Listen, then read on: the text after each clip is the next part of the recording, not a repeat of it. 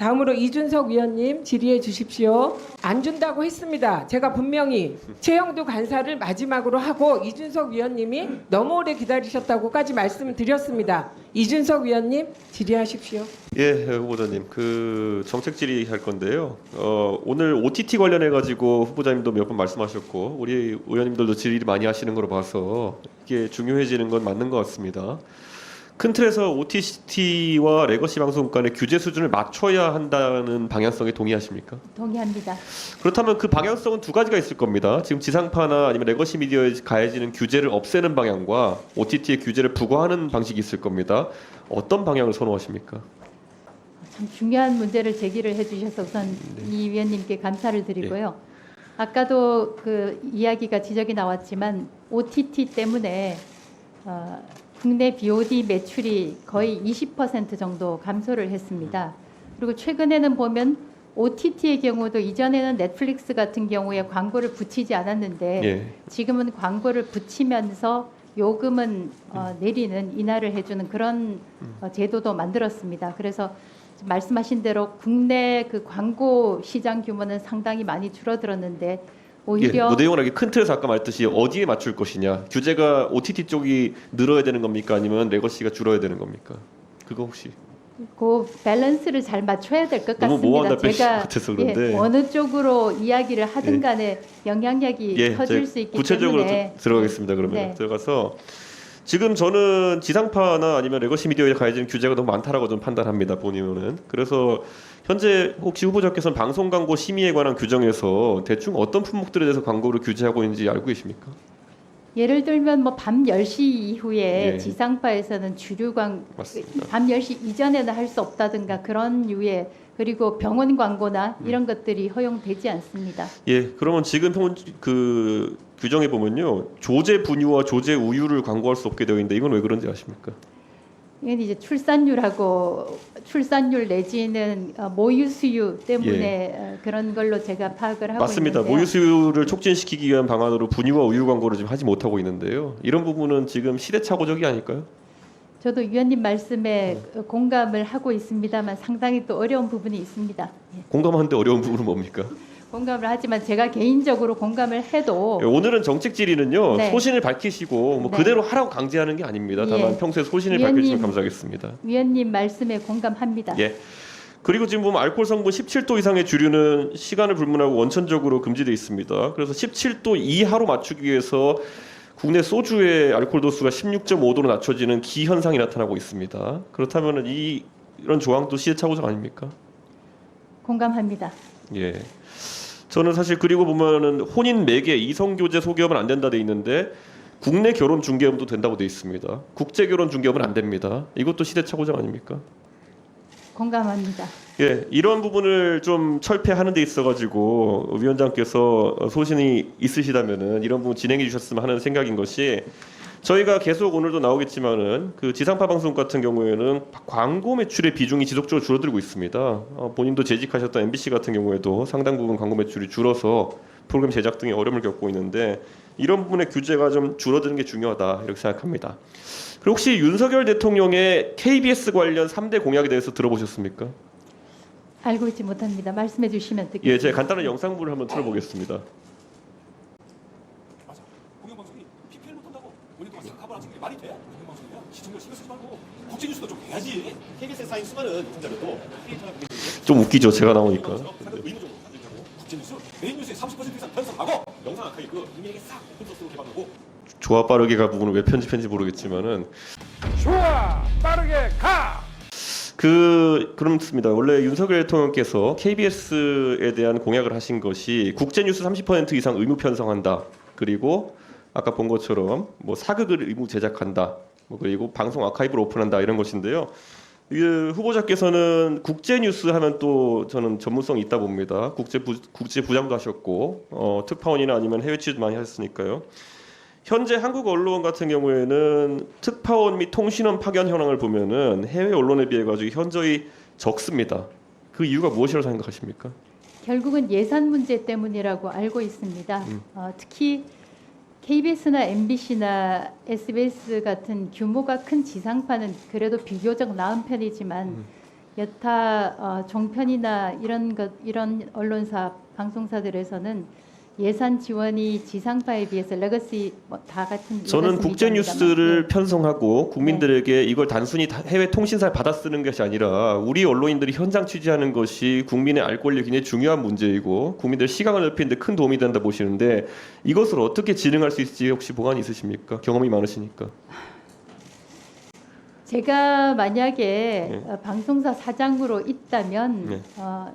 사업 부문에 있어서 글로벌 콘텐츠 판매라든가 글로벌 시장으로 나가서 일단은 예산을 확보해야지만 특파원을 보낼 수 있으니까 그 부분을 가능하면 집중해서 노력을 하겠지만 지금 현재는 방송사들이 의무적으로 30%를 편성한다든가 특히 지금 위원님께서 말씀하신 현장 취재를 위해서 특파원을 늘려야 된다라고 얘기하는 것은 예산 부담이 있기 때문에 참 쉬운 일은 아닐 거라고 저는 생각합니다. 한편에서는 지금 봤을 때 이번에 KBS가 17명의 특파원을 지금 11명으로 6명 감축한다는 내용으로 애초에 발표했습니다. 그럼 사실상 우리 독자적인 국제 취재 기능 자체는 지금 사라져가는 것이 아닌가 이런 판단을 하고 있고 저는 그런 의미에서 KBS의 공적 기능이 굉장히 많습니다. 지금 보면 이거 외에도 재난 방송의 기능도 있고 한데 이런 부분에 대해서 연합뉴스에 지원하는 것처럼 그런 국비로 지원할 수 있는 부분에 대해서는 검토하실 생각 있습니까? 좋은 의견이라고 생각하고 적극적으로 검토해 보겠습니다. 사실 지금 수신료를 징수하는 방식을 바꾸면서 수신료 액수가 줄어들고 있지 않습니까? 그래서 이런 공적 기능을 수행할 수 없는 상태인 것에 대해 가지고 심각한 문제의식을 가졌으면 합니다. 예, 그래서 이런 부분에 대해 가지고 앞으로 지원도, 그러니까 규제나 아니면은 이사진 선임에만 신경 쓰실 것이 아니라 이러한 지원에도 어느 정도 힘을 보태셨으면 하는 생각입니다. 그렇게 하겠습니다. 네, 수고하셨습니다. 이준석 위원님 질의해 주십시오. 예, 먼저 그 윤창현 언론노조 위원장님 앞으로 나오시고요. 이준숙 후보자님, 그 언론노조에 대해 가지고 좌파적 성향을 띄었다고 인식하고 계신 것 같고, 그래서 그 문제점을 계속 지적하시는 것 같은데 맞습니까? 맞습니다. 그럼 우리 윤창현 위원장께 물어보겠습니다. 언론노조의 좌파적 성향을 지적받고 있는데 이에 대해 어떻게 생각하십니까? 동의할 수 없습니다. 그럼 구체적인 사안으로 들어가서 재작년으로 가보면요, 그 윤석열 대통령 벌써 3년 됐군요, 3년 전이군요. 대선 과정 속에서 민주당에서 언론중재법을 통과시키려고 했을 때 그것에 대해서 언론노조에서 굉장히 단합된 형태로 같이 거기에 맞서 싸웠던 것을 기억합니다. 언론중재법에 맞서 싸운다는 것이 민주당의 정책에 맞서 싸우는 것인데, 그럼 이진숙 후보자께서는 좌파의 균열입니까? 그렇게 보면? 제가 그 주장을 했던 것은 예. 언론 노조가 민노총을 상급 기관으로 두었기 때문에 그런 말씀을 드렸고 민노총 강령에는 노동자의 정치 세력화를 공공연하게 주장을 하고 있습니다. 밝히고 있습니다. 예, 무슨 말씀하셨습니까? 만약에 예. 언론 노조가 민노총으로부터 아무런 영향을 받지 않는다면 왜 상급 기관을 민노총으로 두는지 저는 예, 그게 오전에 이해가 하셨던 되지 말씀이었어요. 윤창현 위원장님, 그러면 실제로 민노총에 있어서 그런 지배를 받는 관계이거나 아니면 강령을 따르는 관계 있습니까? 민주노총의 정식 명칭은 전국 민주노동조합 총연맹입니다. 연맹이라 하는 것은 각기의 산별 노조가 각자의 강령을 가지고 연맹의 형태를 취해서 관련한 의사결정을 합의로 만들어낸다는 뜻이 있습니다. 민주노총이 자체적인 강령을 가지고 있고 정치세력화를 명명하고 있습니다. 언론노조 강령에도 정치세력화 강령이 있습니다. 제가 거꾸로 여쭤보겠습니다. 전 국민 중에 2,500만이 노동자입니다.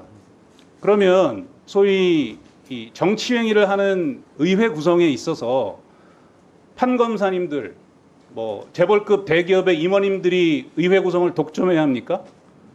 이 극심한 양극화 속에서 허동이고 있는 노동자를 대변하는 목소리를 키워야겠다는 주장이 노동자의 입장에서는 하등 문제될 것이 없는 것이고요. 정치 세력화라는 게 반드시 특정 정당을 지지하거나 하는 문제를 지목하는 것이 아닙니다. 노동자들의 목소리를 극심한 불균형 속에서 최소한의 균형을 맞추기 위해서 강화시켜 나가는 모든 노력들을 정치 세력화라고 표현하는 것입니다. 그래서 그것이 좌편향이라 하는 주장은 극우적 시각에서는 할 수는 있지만 평범하게 세금 내는 국민으로서 그에 입각해서 헌법에 보장된 노동조합의 권리를 행사하는 입장에서 보면 전혀 받아들일 수 없는 가당치 않은 주장이라고 생각합니다. 예, 위원님 조금 같이 몰아서 답변해 주시죠. 제가 오전 중에 질의를 했을 때 위원장 후보자께서는 언론 노조가 사실상 방송국의 인사권을 침해하기 위해 가지고 어떤 측면에서 임명 동의제를 악용하고 있다는 취지로 말씀하셨습니다. 거기에 대해서 어떻게 생각하십니까, 위원장님? 방송법은 방송법 자체가 특별법입니다. 잘 아시겠지만 방송법상에 보면 대주주라 하더라도 지상파 방송의 경우에 지분 제한 규정이 있습니다. 이건 엄연히 상법의 범위를 초과한 내용입니다. 그러나 방송의 공공성과 언론 자유의 측면에서 자본의 영향력을 제한할 필요가 있기 때문에 다른 법률의 개념을 뛰어넘는 특별법의 형태로 방송법이 규정을 하고 있는 것입니다. 똑같은 연장선에서 공영방송에 대해서 또 민영방송이라 할지라도 대주주나 국가 권력에 의한 인사권의 독점이 갖고 오는 보도의 공정성 침해를 막기 위해서 저희가 최소한의 견제 수단으로서 임명동의제라는 것을 단체 협약의 형태로 채택하고 있는 것뿐입니다. 임명동의제를 채택하고 있는 것은 공영방송뿐만 아니라 대한민국 다수의 신문사에서도 편집국장 직선제, 편집국장 임명동의제를 여러 군데 시행하고 있습니다. 그것은 언론사업장의 특수성을 반영한 것일 뿐이지 그것이 인사권을 침해하는 제도는 결코 아니라고 자신 있게 말씀드립니다. 예, 이진숙 후보자님. 그럼 방금 전에 임명동의제 관련된 내용에서 결국 견제의 의미로서 균형의 의미로서 이 제도를 활용한다는 취지로 답변을 전 이해했는데 그렇다면 현재 입법부 같은 경우에도 일부 공직자 임명에 대해 가지고 임명 동의제를 하고 있지 않습니까? 가장 대표적인 예가 국무총리일 것입니다. 이런 부분이 그러면 대통령의 인사권을 침해하고 있다고 판단하시나요? 국무총리의 경우에는 다른 사안이라고 생각하고요. 어떻게 다른지 조금만 설명해 주실 수 있을까요? 저는 국무총리의 경우에는 비상시에는 유고시에는 대통령을 대신해야 되기 때문에 충분히 그런 검증을 받아야 된다고 생각하고요. 대신에 장관급들은 이렇게 그 청문 과정을 거치지만 대통령의 인사권이 덜 중요한가요? 인정되지 않습니까? 예. 그런데 언론사에서 임명 동의제라는 것은 50% 이상의 동의를 받지 못하면 주요국의 국장으로 임명되지가 못합니다. 예. 그것은 지금 그 노조 구성상 언론 노조 구성상 다수가 제가 퍼센티지까지 얘기는 못하겠지만 MBC의 경우 가장 최근에 2023년의 경우에 1,100명 중에서 거의 980명, 1,000명 가깝게 언론 노조원이기 때문에 사실상 언론 노조에서 동의를 해주지 않으면 임명되지가 못하는 구도가 되어 있습니다. 예. 그러면 그 위원장 실제로 임명 동의제 투표를 했을 때 이준숙 후보자가 말씀하신 것처럼 그 부결이 나는 경우가 많습니까? 전체는 아니고 몇몇 케이스가 있었던 것으로 기억합니다. 알겠습니다. 그럼 자리로 돌아오셨습니다. 예, 그리고 제가 공교롭게도 우리 김장겸 의원님 계신데 김장겸 의원이 관련된 건을 좀 얘기하게 돼서 우선 양해를 좀 구합니다. 그 이준숙 후보자님, 김장겸 전 사장이 해임될 때 그 당시 박문진 이사 중 5명이 7가지 해임 사유를 들었습니다. 그 안에 보면은 공정성, 공익성 훼손 등등등 해서 7가지 있습니다. 이런 사유에 동의하십니까? 동의하지 않습니다. 그럼 이 당시에 이런 판단을 정치적인 판단이라고 생각하십니까? 그렇게 생각합니다. 그러면은 앞으로도 비슷한 일이 어느 정권에서든지 막론하고 일어나지 않아야 한다는 일에 대해 동의하십니까? 그렇게 생각합니다. 예, 그러면은 이호찬 위원장님 앞으로 나와주실 수 있어요? 이 이야기는 두 분의 MBC 노조 위원장들께 공의 드릴 질문인데요. 현재 MBC의 경영 실태에 대해 가지고 아무래도 우리가 공영방송 사장이 해임되거나 이런 상황 속에서 그런 분의 지적이 많았기 때문에 MBC의 현재 안영준 사장체에 대해서의 공정성 문제가 있다고 생각하십니까? 없다고 생각합니다. 그러면 경영상에 있어서 MBC는 현재 어떤 상태에 있습니까? 아마 KBS나 SBS 다른 지상파 방송에 비해서 경영 상태가 상당히 좋은 상태고 아마 상반기에도 한 150, 뭐 정확한 수치는 아니지만 한 150~160억의 흑자를 기록하고 있는 것으로 알고 있습니다. 그러면은 그 당시 김장겸 사장의 해임 당시에는 경영 상황과 공정성 문제가 어떠했습니까?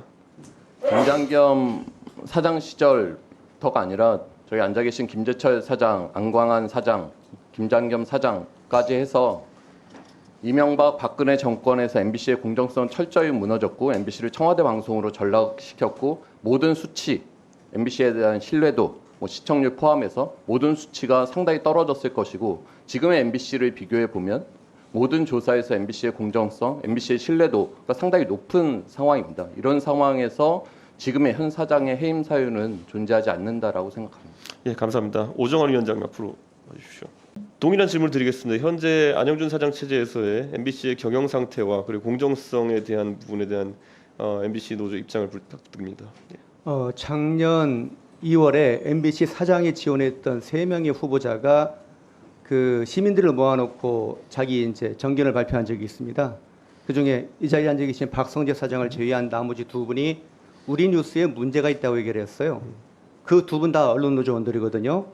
현재 MBC 사장인 안영준 후보자조차도 일부 시청자들은 우리 뉴스를 신뢰합니다. 그러나 다른 시청자들은 우리 뉴스를 신뢰하지 않습니다라고 얘기를 했고, 또 다른 후보자는 역시 언론노조원인데요. MBC 뉴스를 민주당 방송이라고 합니다라고 얘기를 했습니다. 그 시간이 부족하기 때문에 읽을 수는 없지만 제가 주요 그 불공정 보도를 리스트에 한 것만 하더라도 몇 페이지가 됩니다. 지난 총선 때 보도뿐만 아니라 그 뉴스에서 민주당에 유리한 거는 크게 보도를 하고 국민의힘에 유리한 거는 그 홀대를 하는 그런 패턴이 계속 반복이 되거든요. 경영 상태는 어떻게 보십니까? 경영 상태에 대해서는 여기 계신 박성재 사장이 오신 다음에 크게 호전이 됐는데, 문제는 그 흑자가 드라마 제작을 주에서 만든 거기 때문에 불황형 흑자입니다. 그러니까 그 절반의 성공이라 할까요? 앞으로 큰 과제를 남겼습니다. 후임 경영진이 해결해 나가야 할 아주 그 굉장히 큰 숙제라고 생각을 합니다. 후임 경영진 하시면 지금 해임을 전제로 말씀하시는 거예요? 포함해서요. 아, 예. 뭐 안영준 사장이 영원히 할 건 아니지 않습니까? 예, 예. 알겠습니다. 아, 그래요? 그럼 몇 가지만 얘기를 들어보죠. 네. 자, 지난 1년분만 말씀드리겠습니다. 김만배 인터뷰가 허위로 들어가니까 MBC는 축소 보도를 했습니다. 방심희 위원장 그 민원사제 의혹 때 개인 정보를 유출한 혐의가 있는데 그에 대해서 제대로 보도를 하지 않았고요. 이동관 방통위원장 후보를 재탐 상탕하면서 그 비난 보도를 했거든요. 같은 내용을 계속 반복을 했죠. 새만금 잼버리가 파행이 나니까 당시 정부 책임을 들었습니다. 전라북도는 쏙 빼고요. 그리고 홍범도 장군이 자유시 참변과 무관한 것처럼 보도한 게 MBC고, 올해 초에 신년 여론조사를 하는데 여권에 불리한 항목만 질문으로 집어넣습니다. 그리고 이종석 호주 대사가 발령을 받으니까 임명이 되니까 그게 공수처 수사를 방해하기 위한 것처럼 보도했지만 지금 어떻습니까? 돌아왔지만 수사 진척이 안 되고 있지 않습니까? 예, 충분히 열거하신 거로 이해하고 자리로 돌아가셨습니다. 감사합니다. 예, 이진숙 후보자님, 지금 이렇게 방금 전에 지적하신 것들을 보면은 결국에는 또 공정성이나 이런 것들, 그리고 경영 실적은 좋다고는 하지만 불황형이라고 하면서 이런 것들이 해임 사유가 될 수 있다 보십니까? 현 사장에 대해서? 경영 사유는 가장 중요한 해임 사유 가운데 하나가 될 수 있다고 생각합니다. 그리고 공정성 관련해서는 지금 MBC 흑자 아닌가요? 흑자이지만 오정환 본부장 얘기대로 그것이 비정상적인 흑자인지 흑자의 질을 따져봐야 된다고 생각합니다. 예, 여기까지 하시고요. 자, 저기요. 우리 과방위에서 가장 중요하신 간사님들, 지금 이준석 위원께서 질의하시는데 두 분이 개인 발언을 하시니까 약간 흐트러지셨어요. 제가 죄송하게 생각합니다. 예, 조심해 주십시오. 두 분. 이준석 위원 말씀하시죠. 예, 오늘 위원장님 그 청문회 진행하신 수고 많으십니다. 그런데 오늘 전체적으로 우리 위원회의 진행 상황을 보고 국민들이 주시는 피드백을 받아보니 결국에는 이진숙 후보자가 사실 서면 답변으로 저희가 한 질문에 대해 성실하게 답하지 않은 부분이 있습니다. 그래서 그런 부분 때문에 저희가 불필요한 지금 질문들을 많이 할 수밖에 없는 상황인데, 그 와중에서 출석하셔가지고 개별 질문에 답하지 않겠다라든지 이런 약간 국회 권능을 좀 가볍게 보는 그런 발언하고 계신데, 이런 부분들 위원장께서 좀 꾸준히 지적해 주시면 좋겠습니다. 이게 사실 오늘 자리에서 어떤 진실 규명하는 것보다 앞으로 만약에 후보자가 위원장이 되시면은 저희 상임위에 출석해서 어떤 답변들을 하고 현안이 있을 때마다 답변할 텐데, 오늘 답변하신 정책적 방향성이나 아니면 그런 것을 근거로 해가 저희가 질문해야 되는데 지금 쌓인 게 너무 없습니다. 지금 좀 답변을 회피하고 계십니다. 잘 알겠습니다. 제가 몇 번 지적했습니다. 껌껌이 답변하지 않겠다. 근데 그것도 선택적이다. 그래서 차라리 그러려면 기준이라도 하나로 하라고. 이중잣대 하지 말라고 몇 번을 말씀드렸습니다. 근데 지금 좀 제대로 답변하라는 얘기는 민주당 위원님들뿐만 아니고 조국혁신당, 개혁신당 위원님들도 다 요구하고 있습니다. 예, 이후 답변에서 후보자가 명심해서 답변하시기 바랍니다. 저도 이게 좀 당황스럽긴 한데 이게 지적해 주신 거 정말 감사하고 네. 그 지적을 해 주시는 방식도 참 네. 더 이상 품격이 있을 수가 네. 없다는 점에서 감사드립니다. 개혁신당 이준석 의원님 질의해 주세요. 예, 혹시 PPT 준비되어 있나요? 그 이인숙 부장님, 그 제가 참 저도 이게 좀 당황스럽긴 한데 이게 2021년 5월쯤에 가로세로 연구소라는 방송에 나가서 이준석 화교 논란이라는 방송에 출연하신 적이 있습니까? 있습니다. 있는데 예, 제가 그때쯤에 어떤 계기로 출연하시게 된 건지 모르지만 제가 저건 아는 얘기라서 근데 완전 거짓 정보거든요. 왜 저 방송에 참여하셨죠? 제가 나갔던 것은 그때 어떤 선거였는지는 모르겠지만 예, 정치 활동을 했었기 때문에 예. 구독자 수가 많은 가로세로 연구소에 출연을 했고요. 또 그 대표가 제 회사 후배이기 때문에 네. 편한 마음으로 출연을 했는데 그 방송을 들어보시면 네. 아마 이준석 위원님한테 제가 전혀 부정적인 발언을 안 했던 것을 알고 계실 겁니다. 그러나 이런 제목 뽑는 것은 그 유튜브 진행사 쪽에서 하기 때문에 제가 나갔을 때 이런 게 있는지 알았습니다. 근데 그거는 굉장히 무책임한 생각인 게 아까 무슨 선거인지 모르겠다 말씀하셨는데 저 때는 사실 2021년 5월에 국민의힘 전당대회가 벌어지는 상황 속에서 전당대회 후보자인 저를 공격하기 위해서 했던 방송이었는데 거기에 참여하셨을 때는 아까 뭐 존경하는 박민기 의원님께서 어떤 보수 세력 내에서의 정치적 활동을 하시려고 기획했다거나 그런다면은 그냥 조심스럽게 참여하셨어야 되는 부분이다. 저는 이렇게 생각하고 저런 내용이 있었을 때 만약에 아까 말했던 그 대표가 과거 제3노조 위원장을 했던 사람이고 그래서 만약에 친분이 있다 한다면은 민감한 시기에 이런 내용은 다루지 않았으면 좋겠다는 얘기도 할 수 있는 거 아닙니까? 저는 이런 아이템이 잡혀 있는지도 몰랐고요. 이런 얘기를 하길래 저도 사실 속으로는 상당히 좀 당황했습니다. 제가 왜냐하면 아까 이제 저희가 오전에 제가 이거 한 거는 뭐 다룬 이유는 오전에 사이버 레카에 대한 얘기를 저희가 논의했었는데요. 그때 쯔양이나 이런 분들의 잘못된 정보를 다루고 협박하는 사이버 레카에 대한 대응 같은 걸 얘기한 적이 있는데 그에 대한 경각심은 그대로 가지고 계신 거죠. 그렇습니다. 예, 그래서 이런 것들을 앞으로 좀 조심해 주셨으면 하는 생각이고요. 지금 오늘도 몇 분의 위원님들이 질의해 주셨지만은 김만배 신앙림 사건의 가장 중요한 포인트가 선거를 앞두고 허위 정보나 과장, 왜곡된 정보가 다뤄질 가능성에 대해서는 엄중하게 바라봐야 된다는 그런 인식 때문에 그런 거 아니겠습니까? 100% 공감합니다. 그렇다면 저는 뭐 사실 전 좌파로 지목당이 낫지 화교는 좀 그렇거든요. 근데 좀 이런 것들 같은 것도 처음 들어보는 이야기였고 그러니까 이런 거기에 동의하지 않습니다. 이런 출연 자체가 이제 예전에는 팩트를 체크하고 조심하는 중견 기자의 모습에서 혹시 약간의 인지도를 더 얻고자 흥미 위주의 방송을 진행하는 아까 뭐 정치적인 목적이 있으셨다는 식으로 대답하셨는데 그런 정치 지망생의 모습처럼 비춰지는 것 같아가지고 물론 이제 정치보다는 다시 이제 공직을 하시는 방향으로 선회하셨지만은 방통위원장으로 최종적으로 임명되신다면은 그런 정치 지망생 같은 모습보다는 여기 오늘 동료 의원님들도 몇 분 얘기하셨지만은 존경하던 언론인의 모습으로 그렇게 돌아가셨으면 하는 마음에서 이렇게 질의를 드리는 겁니다. 지적해 주신 거 정말 감사하고 네. 그 지적을 해 주시는 방식도 참 더 이상 품격이 있을 수가 네. 없다는 점에서 감사드립니다. 예, 그렇게 또 하나 하도록 질문 하겠습니다. 드리자면요. 지금 MBC에서 1노조의 가입률이 89%에 달하는 상황 속에서 그러면 앞으로 MBC 사장은 1노조 출신의 사람들은 배제가 되어야 되는 것일까요? 아니면 그들도 같은 테두리 내에서 고려가 돼야 되는 것일까요? 원칙적으로는 같은 테두리 안에서 고려가 돼야 된다고 생각합니다. 다만 제가 방송통신위원장 후보자로서 예.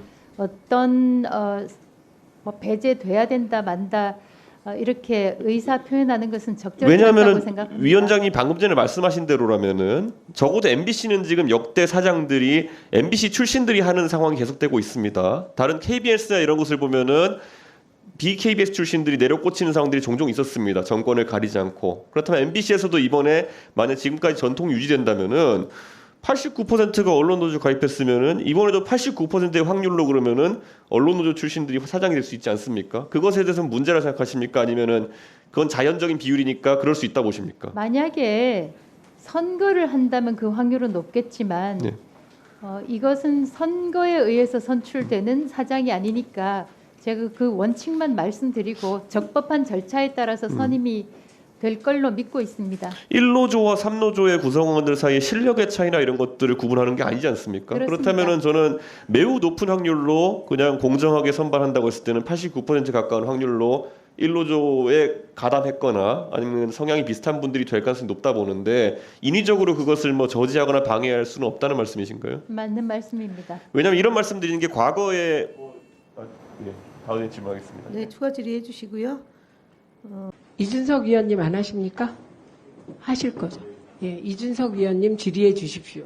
예, 후보자님 혹시 대포차나 대포폰이 뭔지 아십니까? 대포차는 모르겠고 대포폰은 압니다. 왜 그런 것들을 사용한다고 생각하십니까? 신분을 속이고 사기나 금융 사기든 아니면 어떤 종류의 사기, 신분 위장을 위해서 사용한다고 생각합니다. 맞습니다. 실제로 대포차나 대포폰 같은 경우에는 그래서 범죄에 악용되는 경우가 왕왕 있습니다. 그런데 예전에 국정농단 수사할 때 보면 박근혜 대통령께서도 대포폰, 일명 차명폰을 쓰셨다는 이야기가 있었습니다. 그런데 세상에 두려울 것이 없는 권력자들이 익명의 뒤에 숨으려 하는 이유는 어떻다고 생각하십니까? 제가 알기로는 특히 대포폰 같은 경우는 옛날에 2G폰, 폴더식 폰을 많이 쓴다고 알고 있는데 그것은 도청에서 안전하다라는 얘기가 믿을 수 있는 건지는 사실은 모르겠습니다만 그런 속설을 얘기하면 제가 파악하기로는 명의자 자체가 다른 사람되어 있기 때문에 법적인 책임이라는 것은 자유롭기 위해 쓰는 게 아닌가 싶은데요. 저희가 준비한 슬라이드를 보시면요. 다음 장 보시죠. 예. 저희가 2023년 나온 기사들에 대해 가지고 빅데이터 분석을 해본 결과 관계자라는 키워드로 검색한 결과 관계자 타이틀을 달고 많은 인물들을 취재했던 기사들이 주로 대통령실과 관련된 기사들 아니면 검찰과 관련된 기사들, 국민의힘과 관련된 기사들에서 이런 경우가 많았습니다. 기자로서 익명 취재원에 대해서는 어떻게 생각하십니까? 익명 취재원이 과도하게 활용된다는 생각 들지 않으십니까?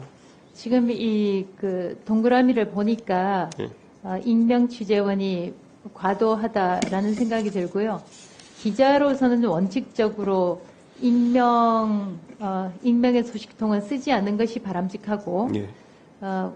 반드시 정말 썼을 경우에는 국가안보에 위해가 있다거나 아니면 그 발설한 사람한테 위해가 간다는 그런 때 빼고는 가급적이면 익명의 소식통은 쓰지 않는 것이 바람직하다고 배웠습니다. 예, 방금 후보자 말씀하신 대로 한국기자협회에서는 신문윤리 실천요강 5조에서 취재원의 명시와 보호 항목을 두고 취재원이 안전이 위태롭거나 부당하게 불이익을 받을 위험이 있는 경우에 익명보도를 하도록 되어 있습니다. 근데 저기에 나와 있는 주요 익명보도의 주체들은 대통령, 검찰, 윤석열, 국민의힘, 누가 봐도 권력자들 아닙니까? 그렇기 때문에 저는 이런 양태에 대해 가지고 익명으로서 나온 발언들이 그렇게 건강한 발언들이 나온 것도 아니거든요. 여기서 관계자라고 지칭했지만 이게 본질적으로 과거 전임 방통위원장이셨던 이동관 위원장께서는 이명박 정부 시절에 그 당시에 청와대 핵심 요직 수석을 지내시면서 청핵관이라는 단어를 스스로 이제 자임하셨거든요.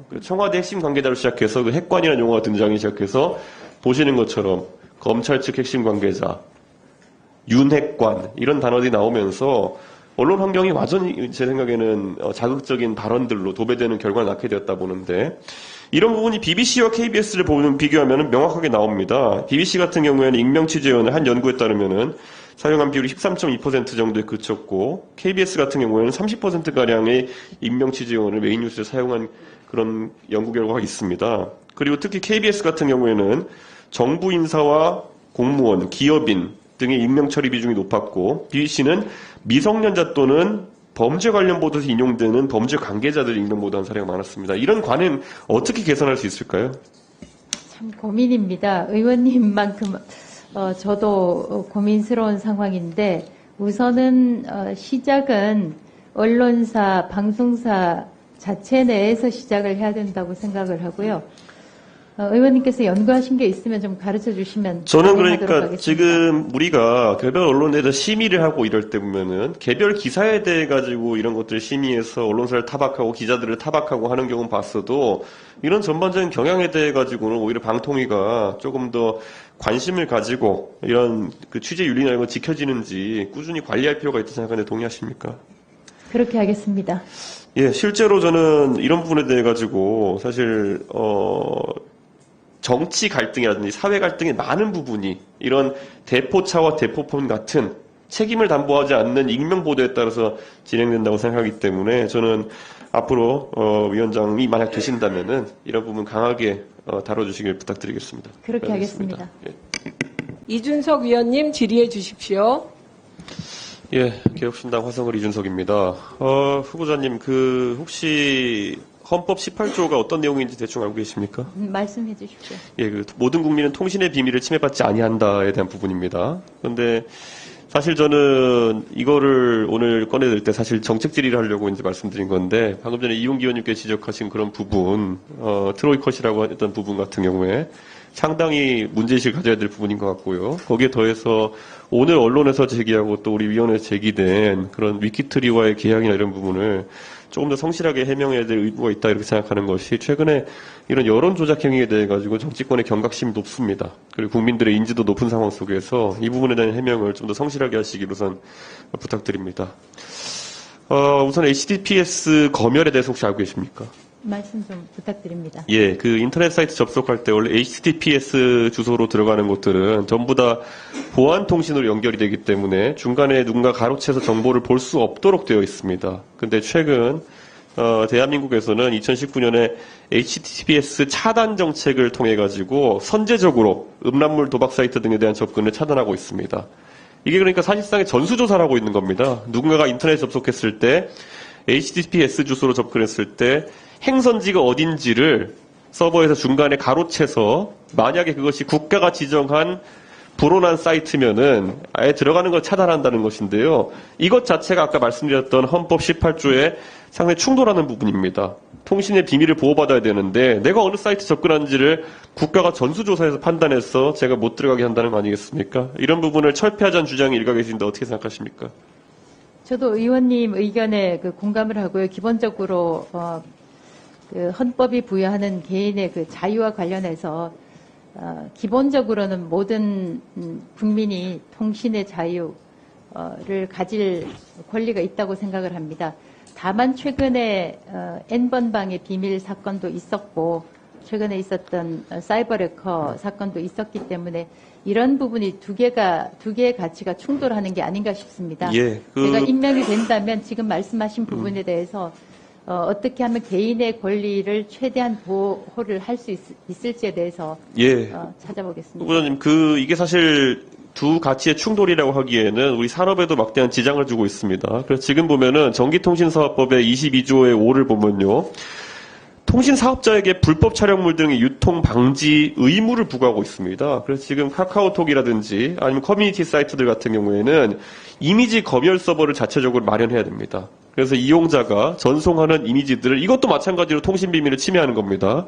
서버가 들여다보고 음란물이든지 아니면 불법 자료라고 생각하면은 전송을 거부하도록 되어 있습니다.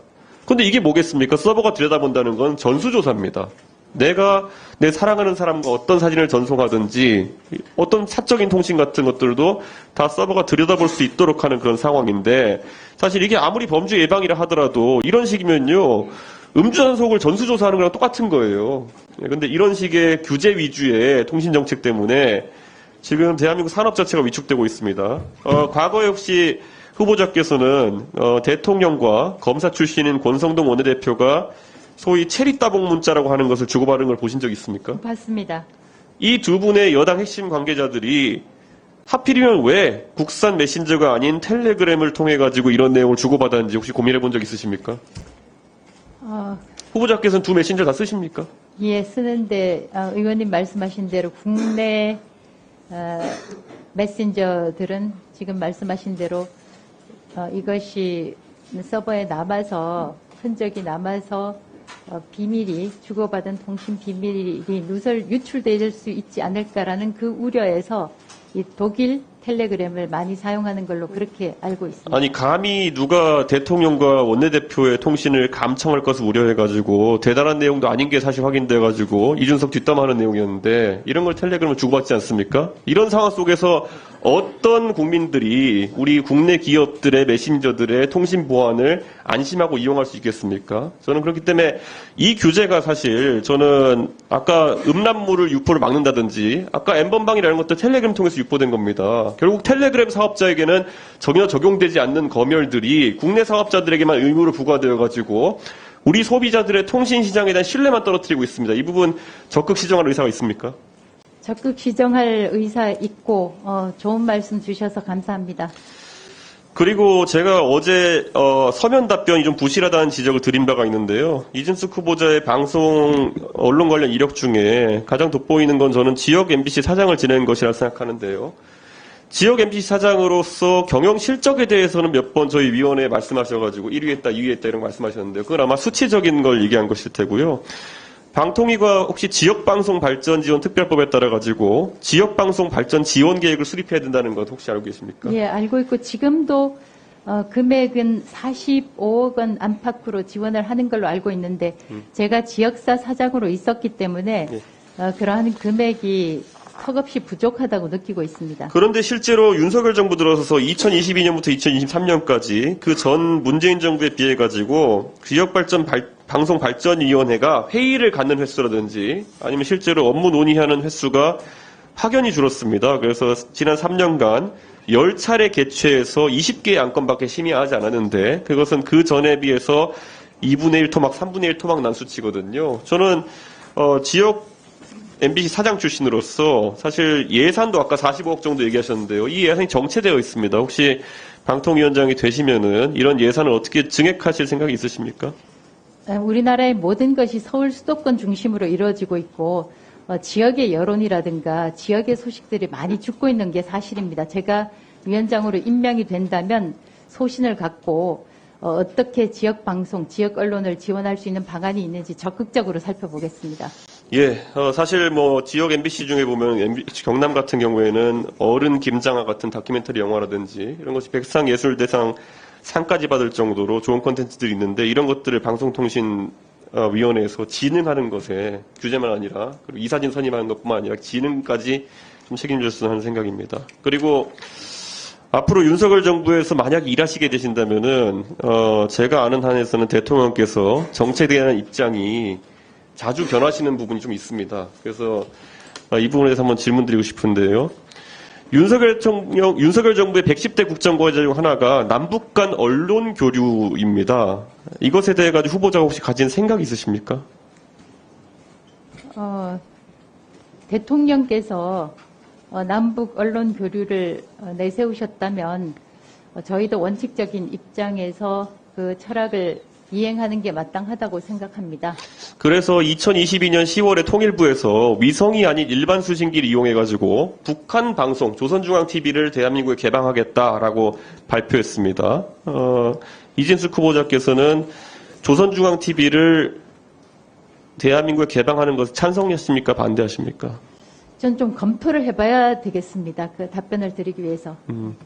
실제로 SBS에서 이것과 관련해가지고 다큐멘터리를 제작하고 이것은 방송통신위원회에서 제작 지원한 다큐멘터리였습니다. 이에 따르면 개방에 찬성하는 국민이 47%, 방송 전문가는 80%가 동의, 남북문제 전문가는 84%가 동의를 했거든요.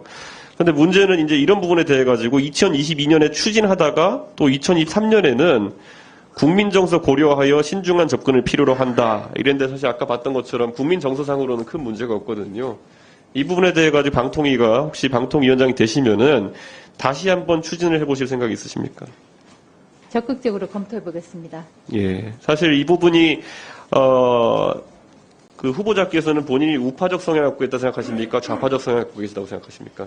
제가 그 성향을 가지고 있는 것은 있지만 이 자리에서 말씀드리는 것은 적절치 않다고 생각합니다. 다만 방송통신위원장으로 임명이 된다면 저의 성향과 상관없이 중립성, 독립성을 철저히 지켜나가겠습니다. 예, 저는 어제부터 청문회를 하면서 저도 약간은 이제 좌파를 싫어하시는 경향성이 있는 게 아닌가 의심을 하고 있긴 합니다만은 우파적 가치관에서 결국 자유라고 하는 것은 북한에 대해 갖고 있는 체제 우위성이라는 것을 바탕으로 해가지고 오히려 개방적이고 그리고 정보를 자유롭게 공유하는 것이 우파의 정신에 맞다 이런 생각을 합니다. 그렇기 때문에 일각에서 이런 부분, 예를 들어 북한의 실상을 공개한다고 하면은 고무 찬양이나 아니면 추종하는 상황이 생길 수 있다라고 보는 시각도 있는데 본인은 거기에 동의하지 않습니다. 실제로 텔레비전이라는 창을 통해 가지고 실제 북한 체제의 그런 어떤 실상을 보여주게 되면은 오히려 우리 국민들이 정확한 정보를 전달할 수 있지 않을까 생각합니다. 그래서 이런 사업에도 관심을 가져주시기 부탁드리겠습니다. 그렇게 하겠습니다. 이준석 위원님 질의해 주십시오. 예, 이영풍 전 기자님 와 계시면 앞으로 있습니까? 네. 예, 이영풍 기자님, 이영풍 기자님은 본인이 우파 성향이라고 생각하십니까? 그런 뭐 개인적인 사상에 대해서는 안 물어주셨으면 좋겠습니다. 왜냐하면 아니 이진숙 후보자께서는 좌파와 우파가 좋고 나쁜 개념이 아니라고 했는데 혹시 밝히기 불편하시면 안 하셔도 됩니다. 그건 뭐 이진숙 후보자 개인의 사상이고 예. 아직 국민의힘 당적을 유지하고 계십니까? 그것도 제가 개인 정보이기 때문에 말씀드릴 수가 없습니다. 예. 그러면은 이건 했던 발언에 대해서 여쭤보겠습니다. 예. 이영풍 기자께서 과거에 개혁신당이 박민 KBS 사장의 임명에 대해서 비판하고 공영방송 사장은 10년 이상의 방송 경력이 있는 사람으로 하자고 하니까 방송 정상화를 추구하는 박민 사장 체제에 대한 경계심을 부추기는 발언이다. 그리고 언론 노조 세력이 또아리를 틀고 있는 좌파 진영의 반사적 관심을 끌고 싶은 이준석 개혁신당의 조급함이다라고 비판하셨던 일이 있지요? 예, 뭐 의원님이 확인하셨겠죠. 예. 그런데 최근에는 공영방송 바로세우기 본부, 월남 참전자회, 대한호국단 등과 함께 박민 사장이 민노총에 끌려다니고 있다. 그리고 박민 사장이 11월에 연임을 위해서 민노총 세력에게 굴복했다는 취지로 시위하시고 비판하고 계시죠? 네. 박민 사장이 실제로 민노총에 끌려다니고 있습니까? 지금 박민 사장이 취임한 이후에 KBS 내부의 민노총 세력이 더 늘어나고 있습니다. 그런 측면에서 박민 사장이 민노총 세력과 손을 잡는다 이런 비판을 받고 있죠. 그러면은 이영풍 기자의 인식으로는 박민 사장이 좌파 세력과 결탁했다 이렇게 생각하시는 겁니까? 뭐 그렇게 비판을 받을 수도 있습니다. 그 시각이 대한민국 다수에게 공유될 수 있는 시각이라고 보십니까? 그건 뭐 보는 사람에 따라서 다를 수 있겠죠. 만약에 그렇다면 이영풍 전 기자께서도 KBS 사장직에 지원하신 적 있으시죠? 예. 그러면은 뭐 우파인지는 차치하고 본인과 같은 성향을 가진 사람들이 만약에 공영방송 사장에 임명되게 된다면은 어떤 식으로 공영방송을 정상화하실지 혹시 말씀해 주실 수 있습니까? 네. 지금 사실은 이 청문회장에 와서 보니까요. 예. 주로 MBC 이야기가 많은데 예. 제가 그 MBC 구성원들 보면서 좀 가슴이 아픕니다. 왜냐하면 원래 같은 직원들이었는데 여기 나와서 서로 다른 이야기도 하고 서로의 마음에 상처를 주는 좀 이야기도 있는 것 같아서 뭐 인근 KBS 직원이었지만 참 가슴이 아파요. 그런데 이렇게 된 것은 2009년부터 저는 시작이 됐다고 봐요. 2009년도에 KBS 내부에 KBS는 이노조라고 합니다. 민노총 노조를 이노조가 만들어지면서 노조 세력이 분화하게 됩니다. 그런데 그래서 민노총 세력이 2009년도부터 똘똘 뭉치게 됩니다. KBS, MBC 할 것 없이. 민노총 언론노조는 15,000명인데 그중에 KBS, MBC를 합치면 한 3,500명, 최대 메이저 주주입니다. 예, 기자님, 죄송한데, 뭐, 그러니까 결국에는 예. MBC랑 비슷하게 좌파가 장악하고 있다, 이 말씀 하시려고 하신 건가요? 지금요? 예, 지금 누가? 현재 상황을, KBS 상황을. 장악하고 있다기보다는 2017년 문재인 정권 집권 이후에 예. 공영방송 장악 문건 이후에 한국의 공영방송이 완전히 망가졌습니다. 왜냐하면 그 이전에는 여기 국민의힘, 뭐 민주당 의원, 뭐 여러 정당에서 나오신 분들이 지적을 합니다. 이 파편적으로 뭐 10년 전 일도 지적하고 또 뭐 2, 3년 전 일도 지적하시는데요. 제가 길게 보면은 문재인 정권이 대한민국 공영방송 망친 주범입니다. 예, 기자님, 제가 지금 이 질의를 드린 이유는 예. 만약에 그러면은 소위 정상화라는 것을 천명하시는데 정상화를 하기 위해서 어떤 과정들을 밟으실 것인가에 대한 질문입니다. 그리고 현재 상황에 대해서는 충분히 이해가 되는 것 같습니다. 예. 2016년에 민주당의 박홍근 법안이라고 있었잖아요. 특별 다수제로 공영방송 사장 뽑는 거. 그거 해주세요. 그거 해주시면은 공영방송 구성원들끼리 이렇게 당파적으로 싸우는 가능성이 줄어듭니다. 사실은 정치권에서 시작된 그런 지금 방송 3법도 마찬가지잖아요. 지금 그 박홍근 법안에서 또 방송 3법으로 정치권에서 법안을 이렇게 만드니까 공영방송 종사자들이 죽을 지경입니다. 정권이 바뀔 때마다. 박민 사장에 대해서는 지금 어떻게 평가하시는지 간단히 설명해 주십시오. 박민 사장은 처음에 들어왔을 때 주진우 라이브, 주진우 앵커를 교체하는 걸 보고 아, 잘할 수 있겠구나 저는 생각을 했는데 그 이후에 KBS 사정에 발지 좀 많고 또 사실 어느 조직이나 마찬가지입니다. 기회주의 세력이 있죠. 지금 현재 다수를 이루고 있는 세력과 손을 잡아야 편안하게 경영할 수 있다고 생각할 수 있죠. 그런 세력과 지금 손을 잡으려고 하고 있기 때문에 저는 굉장히 비판적인 지지를 하는 입장입니다. 박민 사장이 그런 비겁자라는 이 말씀하고 계신 건가요? 비겁한 건 아니겠죠. 자기도 사장 운영을 해야 되니까. 그게 비겁한 거 아닌가요? 운영해야 되니까 우파적 가치관을 버리고 그렇게 한다 하시는 거 아닙니까? 박민 사장이 원래 우파였는지는 모르겠으나 네. 만약에 그렇다면 좌파는 비겁하다고 아닌 것 같습니다. 비판할 박민 수 사장이. 있겠죠. 네. 예. 어쨌든 예, 이경필 감사합니다. 네, 고맙습니다. 알겠습니다. 예. 그리고 예, 다시 또 정책 질의 시간으로 우리 이진숙 후보자님. 지금 이게 윤석열 정부 하에서 저희가 과기부 장관님을 모시고도 예를 들어 의대 증원이나 이런 문제에서 과기부 장관은 과학기술계 입장을 대변해서 국무회의나 이런 곳에서 할 말을 해야 된다. 임명권자인 대통령에게 할 말을 해야 된다. 이런 말씀을 드리는데 그게 실제로 잘 이루어지지 않아가지고 우리 위원회에서 지적한 바가 있습니다. 지금 현재 방통위 같은 경우에도 저희가 OTT 진흥에 대해 가지고 몇 번 얘기한 바가 있습니다. 그런데 최근에 공정위가 건드리고 있는 부분이 넷플릭스와 웨이브를 시작으로 해가지고 뭐 네이버, 쿠팡, 마켓컬리까지 소위 구독 경제에 해당한 구독 서비스 업체들에 대해 가지고 현장 조사를 많이 하고 있습니다. 그래서 소비자의 중도 해지권을 방해하는 행위에 대해서 조사를 진행한다. 이래서 중점 조사팀에서 진행하고 있는데 이게 무엇인가 하면은 이게 한 달에 멤버십 결제를 하잖아요. 그럼 이게 5,000원이든 10,000원이든 어떤 서비스를 결제하면은 하루만 이용하고 해지할 수 있게 하자는 겁니다. 예를 들어 5,000원짜리 넷플릭스 뭐 10,000원짜리 뭐 이런 걸 구독하게 되면은 30으로 나누면 얼마니까 150원 정도 내고 하루만 해지할 수 있게 하자는 거거든요. 근데 이게 언뜻 보면은 소비자에게 합리적인 어떤 그 권리인 것처럼 보이지만은 실제 콘텐츠 사업을 영위하는 업체들 입장에서는 날벼락 같은 이야기입니다. 아마 우리 후보자님 혹시 그 OTT에서 드라마 같은 거 보신 적 있습니까? 있습니다. 그러면 소위 시리즈물 같은 경우에는 하루에 몰아보기 이런 식으로 해서 10편씩 보는 경우도 있고 하루에 몰아보는 경우도 있거든요. 그럼 이 제도대로라면은 수백억을 투자한 콘텐츠 업계 입장에서는 어떤 그 소비자가 와서 150원 정도 내고 하루 보고 해지해버리면은 그게 콘텐츠 비용이 된다는 것이거든요. 저는 공정위의 이런 움직임에 대해 가지고 또 방송 관련 또 주무 기관인 방통위의 수장이 되고자 하는 분에서 어떤 입장이십니까? 그 이전에는 이 부분에 대해서 구체적으로 생각을 해본 것은 없습니다. 예. 다만 넷플릭스도 그렇고 또 쿠팡 같은 경우에도 보면은 예. 멤버십 가입하게 되면 한 달 무료라든가 예.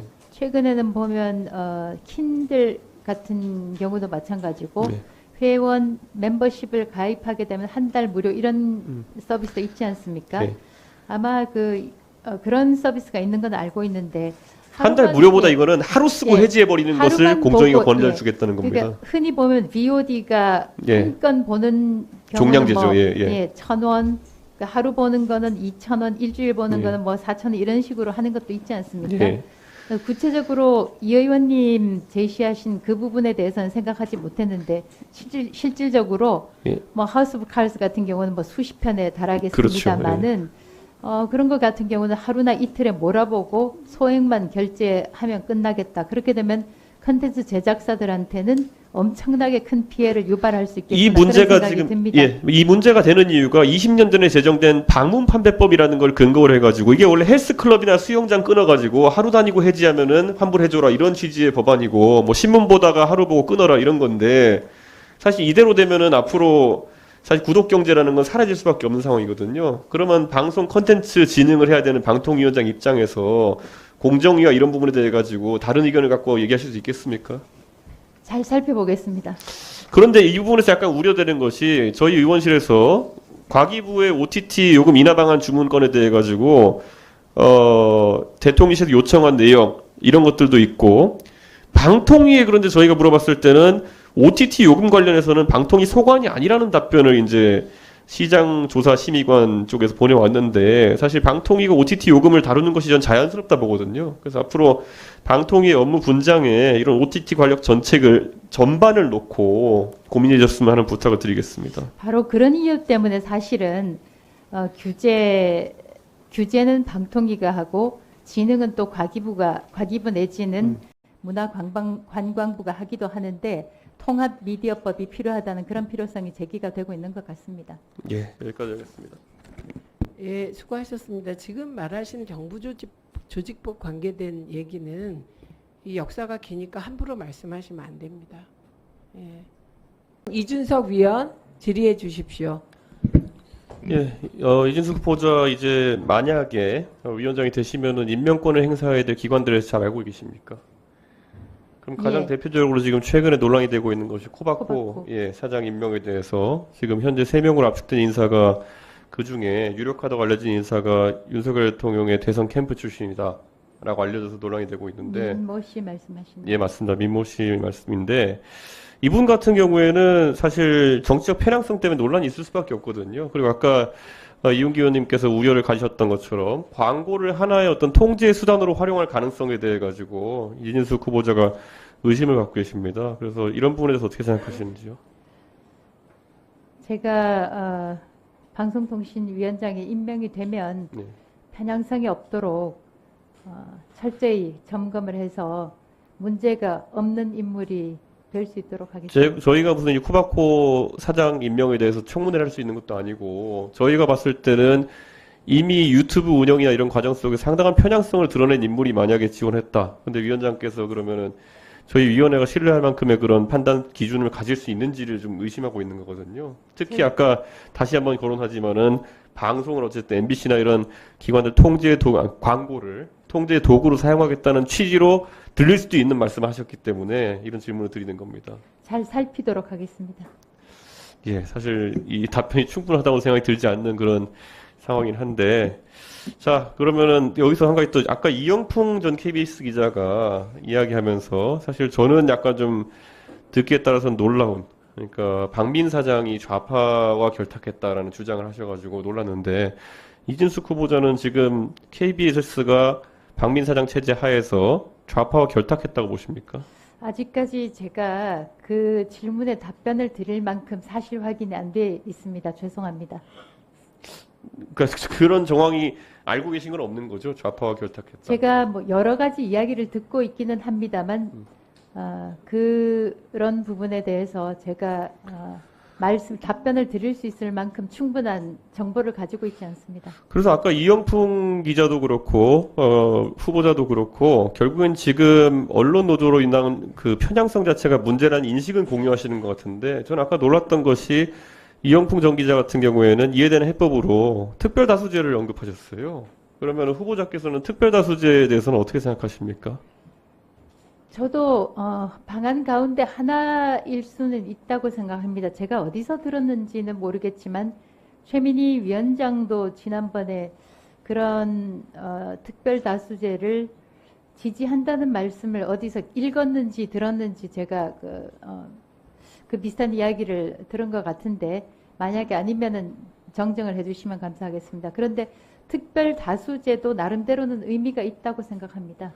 저는 그래서 지금 우려되는 것이 아까 이영풍 전 기자에게 제가 기대했던 그런 답변을 듣고 싶었던 것도 만약에 진짜 그 인식대로 만약에 편향성이 문제가 된다면은 어떻게 그것을 바로잡을 것인지에 대한 방법론을 가지고 사실 그분도 사장에 지원하셨고 지금 후보자께서도 위원장을 하고 싶으신 건데 어떤 방법론을 가지고 접근할 것인지에 대해서 국민들이 알아야 되는데 그게 결여되어 있습니다. 그러다 보니까 가장 걱정되는 것이 과거에 정권을 잡고 낙하산 내려보내가지고 상대방을 결국 MBC로 치자면요. 드라마 촬영장으로 보내고 신사옥 건설단으로 보내고 그랬던 일들이 역방향으로 계속되는 것이 아니냐고 하는 우려가 있거든요. 혹시 아까 그런 부분에 대한 부족한 부분 혹시 후보자께서는 다른 보관이 있으십니까? 왜냐하면 선뜻 봤을 때는 지금 제시하시는 수치들이 예를 들어 89%의 MBC 구성원이 아주 편향성을 가진 언론 노조의 소속원이다.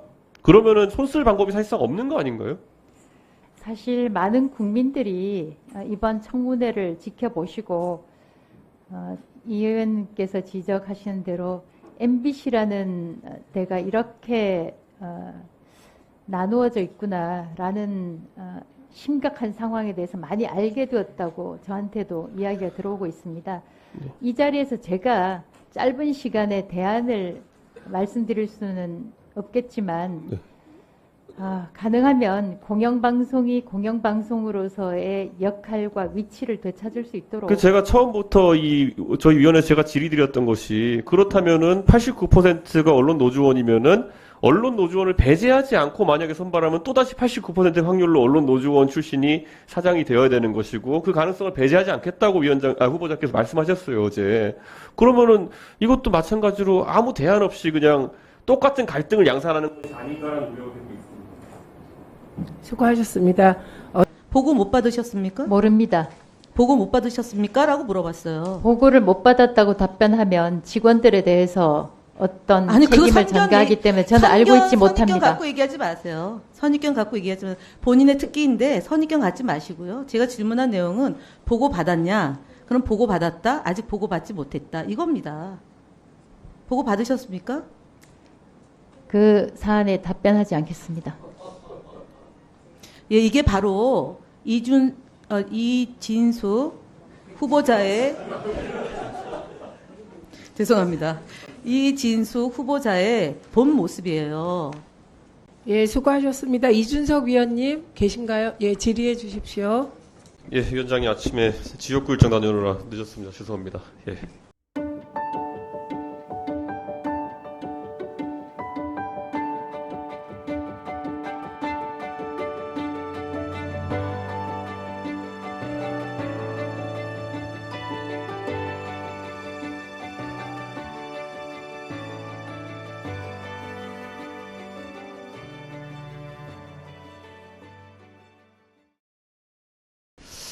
예, 이준석 후보자님, 지난 이틀 동안 질의했던 내용들, 제가 사실 정책적인 질의를 최대한 많이 섞어서 얘기했고요. 그리고 또, 드문드문 이준석 후보자가 어떤 언론 지형을 옳다고 생각하고, 또 어떤 방법을 통해서 그것을 구현할지 궁금해서 질문드렸는데, 답변을 종합해보면 너무 중요한 과정이 생략돼 있습니다.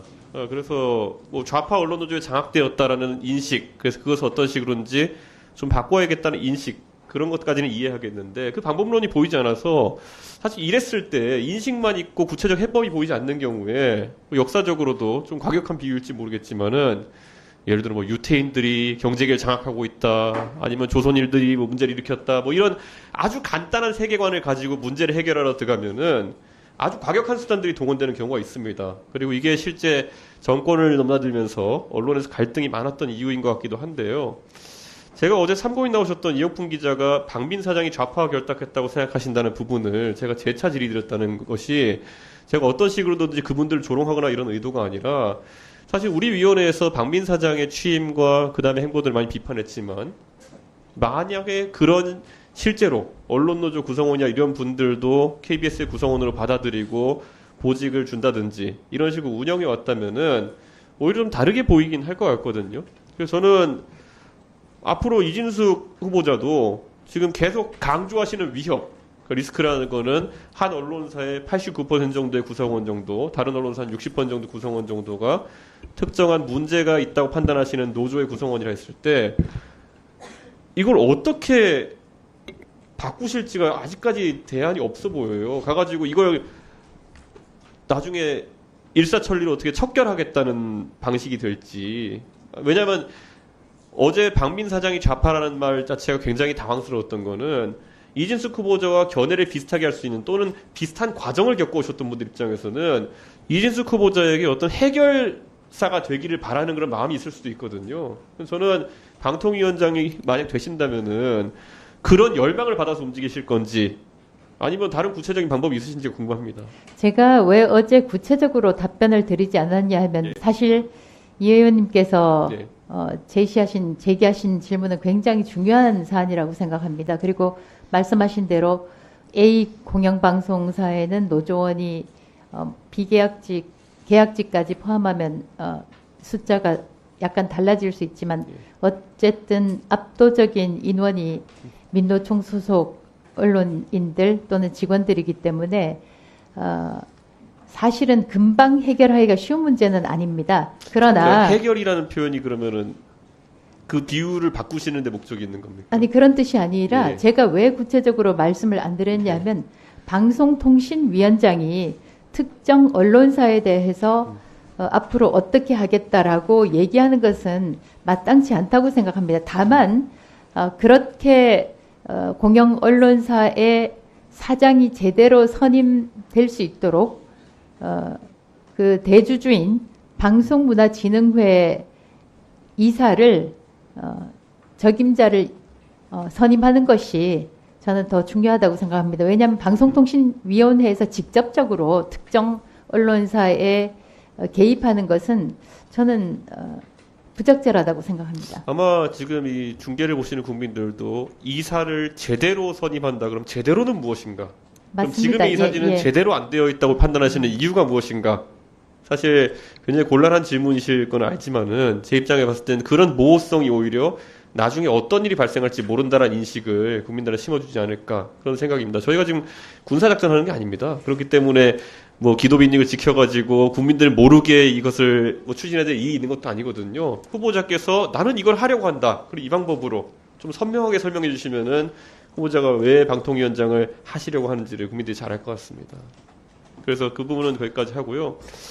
그 계속 리스크 관리 계약 관련해가지고 이제 해명을 하시는데 저는 리스크 관리 계약이 합리적인 계약이 있다고 생각하시는 것 같아가지고 왜냐하면 시점을 놓고 봤을 때 그 당시에는 회사의 경영위기였기 때문에 어떻게든 해결하기 위해서 이걸 했어야 된다 판단하시는 것 같은데 이건 제 생각인데요. 제가 만약에 당대표하고 있는데 대한민국의 대통령이 인터넷 댓글 여론이 좀 안 좋다고 해가지고 네이버에 댓글 다는 애들 좀 쓰자고 하면은 저는 기겁했을 것 같거든요. 그 부분하고 전혀 다릅니다. 여론을 지금 반전시키려는 시도를 해야 되는 거 아니었습니까? 그런 것은 전혀 아니고요. 저희 아까도 말씀드렸지만 지금 정확한 수치를 제가 기억은 못하고 있지만 1,500명 가운데 1,000명이 나가고 난 다음에 회사가 뭐 거의 흔들흔들할 지경이었습니다. 그래서 심지어 임원회의조차도 회사 내에서 하지를 못하고 위협 때문에 하지를 못하고 다른 외부의 장소에서 했던 때가 다반사였습니다. 그런 와중에 저희가 회사도 제대로 들어가지 못하는 와중에 회사 올림픽도 앞두고 있고 그해 대선이 있었는데 어떻게 MBC라는 회사를 제대로 홍보할 수 있겠는가 그런 방법을 저희는 찾았던 것입니다. 그런데 그런 정도의 계약이었다고 하면 공훈이 대표라는 분이 하셨던 주장, 좀 비상식적인 제안들이 있어가지고 계약을 해지하려고 했다. 이건 굉장한 오해를 불러일으킬 수 있는 말이거든요. 그래서 이 부분에 대해 가지고 사실 국민들이 오해하시는 것 같고 제가 이런 것들이 사실 경영의 입장에 봤을 때는 첫째로는 제가 봤을 땐 발상이 좀 이상하고 둘째로 실효적일까 하는 데에 대해서 약간 의문이 있습니다. 그럼 그때 그런 계약에 따른 이런 수행이 성공적이었다 판단하십니까? 그래서 양쪽의 조건이 좀 맞지 않아서 네. 중간에 그 계약이 파기가 됐습니다. 저는 사실 정치하는 사람들도 보면은 정치를 똑바로 할 생각해야지 국민의 여론을 다른 방법으로 조작할 수 있다고 믿으면은 그때부터 날아가는 거거든요. 사실 최근에 유튜브에 잠깐 올라왔다 내려간 녹취록 중에 보면은 지금 영부인께서 과거에 그 후보자의 배우자 시절 또는 그 이전에 모 인사와 녹취 속에서 부정적인 글이 올라왔는데 한 200개 정도 글을 써서 밀어내렸다라고 하는 그런 보고를 받으시는 그런 음성이 공개된 바가 있습니다. 그런 것처럼 아주 여론에 대해 가지고 가볍게 판단하고 정치를 똑바로 생각 안 하고 그렇게 움직이면은 사실 날아가는 거거든요. 저는 방통위원장이 되신다고 하면은 이런 여론조작 행위에 대해 심각한 위기의식과 경각심을 가지고 이런 것들도 보셨으면 좋겠습니다. 명심하겠습니다. 네. 의사진행 발언. 네, 2분 주십시오. 예, 이제 우리 위원회가 후보자 검증할 수 있는 시간이 얼마 남지 않았고요. 실제로 다양한 의혹을 검증하다 보니까 좀 논의가 파편화된 느낌이 있어가지고 지금 우리 온라인상 시청하고 있는 국민들 같은 경우에도 이 파편적인 상황에서 이해를 잘 못하고 있는 부분이 있으신 것 같은데요. 특히 후보자의 법인카드 이용 문제에 대해서 지금 빵 포인트 관련 검증 문제가 계속 나오면서 사실 무엇을 검증하려고 하느냐에 대해서 국민들이 약간 이해하지 못하는 부분이 있는 것 같습니다. 그래서 이 포인트를 내역을 제출하는 논란도 그 포인트를 통해서 그냥 제가 세운 가설로는 첫째 후보자가 혹시 그걸 소위 뭐 사적으로 깡이라고 하는 형태를 그런 유용하기 위해서 포인트 쌓았다고 의심하는 것인지 아니면은 진짜 초기의 의혹대로 과도하게 빵을 많이 먹어가지고 그 구매 내역을 검증하려고 하는 것인지 아니면 포인트로 인해서 또 부차적으로 먹을 수 있는 공짜 빵을 어디에 이용했느냐를 검증하는 것인지 이런 게 논점이 흐트러지다 보니까 국민들이 보시면서도 의견이 잘 저희에게 힘이 안 실리는 것 같습니다. 그래서 혹시 이 부분에 대해 가지고 어떤 의원님이 정리해 주시고 가시면은 아마 위원회 진행이 순탄하지 않을까 싶은데. 네, 이거는 황정아 위원님께 정리를 부탁드리고 그 정리를 위해서 지금이 아니고 지금은 노정면 위원이 질의를 하셔야 되거든요. 그러니까 지금 하려고 하지 마시고 시간을 좀 드릴 터이니 정리를 해서 오늘 청문회가 끝나기 전에 이 빵과 관련한 의혹이 빵과 와인이 아니라 법화 개인 유용 의혹이라는 거를 정리해서 이따 나중에 시간을 조금 드리도록 하겠습니다. 요청이 있었기 때문에. 예.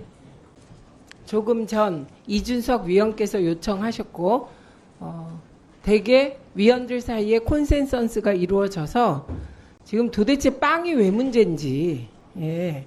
그 빵을 가지고 왜 이러는지 뭐 등등 포인트 캡처는 또 뭔지, 예. 보시는 국민들께서 혼란스러워 하실 것 같아서 이것을 특별히 황정화 위원께 정리를 부탁드렸습니다. 위원님들이 아직 많이 오시지 않았기 때문에 황정화 위원께서 정리해 주시기 바랍니다. 네, 네, 대전 유성을의 황정화 위원입니다. 발언 기회를 주셔서 감사합니다. 이준석 의원님과 국민께서 왜 이렇게 빵 이야기가 많이 나오나 포인트는 뭔가 이렇게 궁금해하실 것 같아서 한번 말씀을 좀 정리해서 드리고자 합니다. 지금 후보자가 지속적으로 자신은 법인카드를 사적으로 이용한 바는 없다라고 얘기하고 있습니다. 그런데 위원님들 그리고 여당 위원님들 포함해서 관련해서 증빙 자료 받으신 적이 있으십니까? 네, 전혀 못 받았습니다. 관련해서 증빙 자료 받으신 바 없으시죠? 계속 말씀드리지만 법인카드를 사적으로 이용해서 유죄 판결을 받았던 김재철 전 사장도 경우가 똑같았습니다. 말로는 당당하게 뻔뻔스럽게 공적으로 사용했다고 했지만 객관적으로 제출할 수 있는 증빙 자료가 전혀 없었습니다. 본질은 사실 빵이 아닙니다. 본질은 후보자가 본인의 말을 증빙할 수 있는 그 어떤 자료도 제출하지 않았으면서 뻔뻔스럽게 거짓말을 하고 있다는 점이고 그 거짓말이 공직 후보자인 자신이 저지른 범죄 행위 그리고 업무상 배임을 가리기 위한 것이라는 점에서 더 심각한 사태인 것입니다. 후보자가 지금 거짓말했다 들킨 것이 한두 가지가 아닙니다. 특급 호텔에서 식사만 했다고 하셨는데 심야에 백수십만 원을 결제했고 성심당 결제 안 했다고 했는데 결제했고 그리고 다행스럽게 찾았다던 그 캡처한 증빙 자료 제출하겠다더니 업무상 배임 행위의 증거로 이게 증거 자료로 쓰일 것 같자 갑자기 개인정보 핑계를 대면서 제출을 거부했습니다. 그리고 거짓말을 하면서 눈 하나 꿈쩍하지 않고 있습니다. 이미 사적으로 유용이 의심되는 사례들이 수두룩합니다. 전부 다 검증해야 합니다. 그런 상황에서 본인이 유일하게 자신에게 유리해서 제출하겠다는 증빙 자료였는데 우리가 그 자료 봐야 하는 게 당연한 것 아닙니까? 근데 왜 가립니까? 계속해서 빵 얘기가 나오니까 어쩔 수 없이 아니 이거는 더 드리세요. 이건 아니에요. 저희가 잠시만요. 넣어주십시오. 네. 빵을 왜 이렇게 많이 샀을까? 빵을 샀으면 다양한 점포에서 지금 뭐 뚜레쥬도 나오고 파리바게트도 나오고 성심당도 나오고 나폴레옹도 나오고 다양한 빵집이 나왔는데 어쩔 수 없이 빵을 이렇게 많이 샀으면 포인트를 누군가가 적립을 했을 것이다라는 데까지 유출을 한 것입니다. 법인 명의로 포인트를 쌓았다면 그건 개인정보가 아니고 개인 명의의 법인카드를 활용했다면 업무상 배임 혐의가 될 거고 어느 모로 자료 제출 대상입니다. 그런데 아까는 수행비서가 빵을 사서 다른 사람들에게 나눠줬다고 했었습니다. 근데 후보자가 말하는 걸 보니 수행비서인지도 의문입니다. 어느 개인이 법인카드를 받아서 사용했는지도 검증 대상입니다. 문자 공개해 주십시오. 수행비서가 써도 위법 소지인데 회사와 관계없는 자에게 법인카드를 줬으면 더 심각한 불법입니다. 선량한 관리자의 주의 의무, 이진수 후보자가 저보다 더 잘 알 것입니다. 만약 수행비서일지라도 법인카드의 사익 활용을 묵과했다는 것 자체가 후보자가 업무상 배임의 공범 혹은 주범으로 해석될 여지가 다분합니다. 저도 저희 인사청문회가 방통위원장으로서 업무를 감당할 수 있는 자질과 역량, 업무 능력 검증하는 자리가 되었으면 참 좋겠습니다. 네, 후보자는 우리 청문위원들의 이러한 노력을 참 허무하게 만들고 있는데요. 이진수 후보자는 인사청문이 아니라 수사를 받아야 할 당사자입니다. 국회는 수사기관이 아니라서 강제 검증에는 한계가 있고 윤석열 정권 하에 검찰이나 경찰이 이러한 불법마저 눈 감을 것이기 때문에 참담하지만 그래도 국회는 국회의 일을 하겠습니다.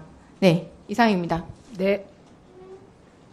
이준석 위원님 질의해 주십시오.